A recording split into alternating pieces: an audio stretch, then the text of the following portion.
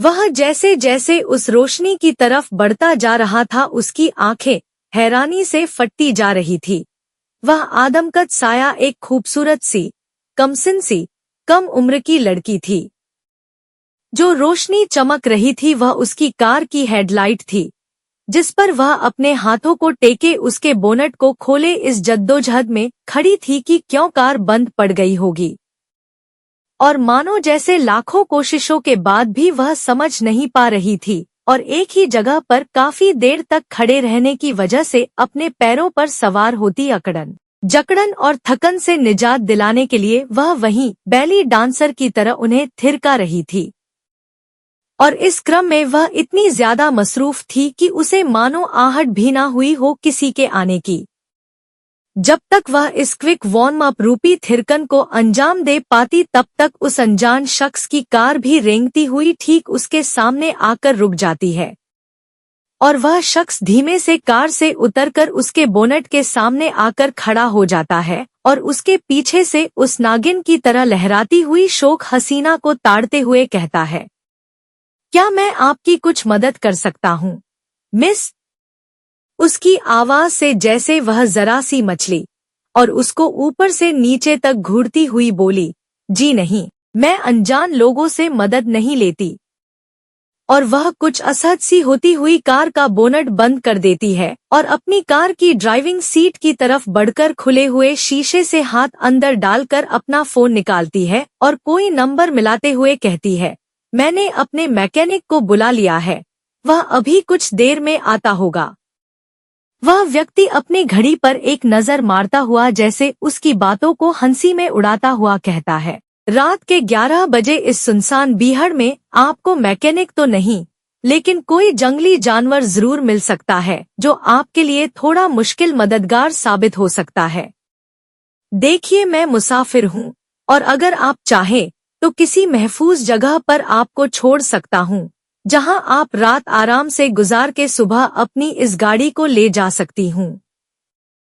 हुन्हा, महफूज जगह, वह भी एक अकेली लड़की के लिए, और वह भी इस सुनसान जंगल में। खैर छोड़िए, यहाँ मेरे लिए सबसे महफूज जगह सिर्फ और सिर्फ मेरा घर है जो कि आपकी कार की उल्टी दिशा में यहाँ से लगभग 5 किलोमीटर दूर है। आप मेरी चिंता मत कीजिए और अपना रास्ता नापिए। I can manage with my problems।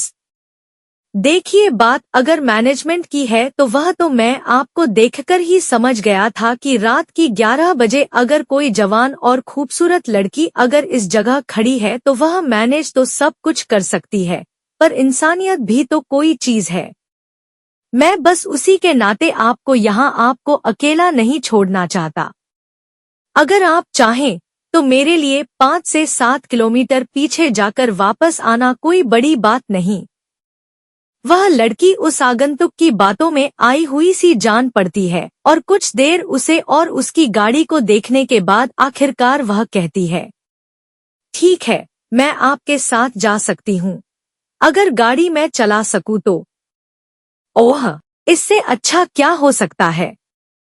वैसे भी काफी लंबी ड्राइव करके आ रहा हूँ, थोड़ा थक भी गया हूँ। क्यों ना आप ही चला लें? और वह गाड़ी की चाबियों का छल्ला उस लड़की की तरफ फेंकते हुए खुद साइड सीट पर जा बैठता है। लड़की भी एक कुटिल मुस्कान होठों पर सजाए बड़ी ही अदा के साथ जाकर ड्राइविंग सीट संभाल लेती है और बड़ी ही फुर्ती के साथ गाड़ी शुरू कर लेती है। अब गाड़ी धीरे से रेंगती हुई धीमी गति के साथ मेन रोड पर आ गई थी और ठंडी हवा के झोंके शीशे को पार करते हुए गाड़ी के अंदर तैरने लगते हैं।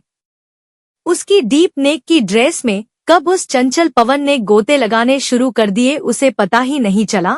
वह अपनी ही रो में गाड़ी चलती हुई नजरों को रोड पर टिकाए हुए थी। वहीं वह कामुक दृश्य देख उस आदमी की नियत में खोट आने लगी। उसने धीरे से गाड़ी का म्यूजिक सिस्टम ऑन किया।